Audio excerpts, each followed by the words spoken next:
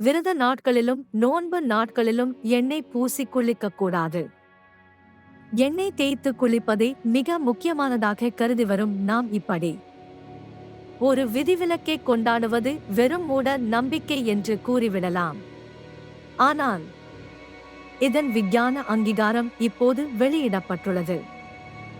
சனி கிரகத்தின் சக்தியிலிருந்து உருவானதாக கருதப்படும் எண்ணெய் தலைக்கு சுற்றிலும் ஓர் புயல் வலயத்தை உருவாக்குகின்றது. இவ்வளவையும் இருப்பதால் கிரகங்களினின்று வரும் காந்த அலைகள் உடலுக்குள் நுழைய இல்லாமல் போகிறது.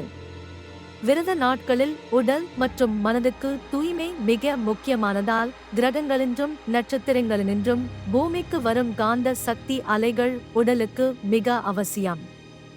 இவ்வலைகள் உடலுக்குள் நுழைய எண்ணெய் தடையாக இருப்பதால்தான் விரத நாட்களில் எண்ணெய் தேய்த்து குளிப்பதற்கும் விதி விலக்கு ஏற்படுத்தப்பட்டுள்ளது.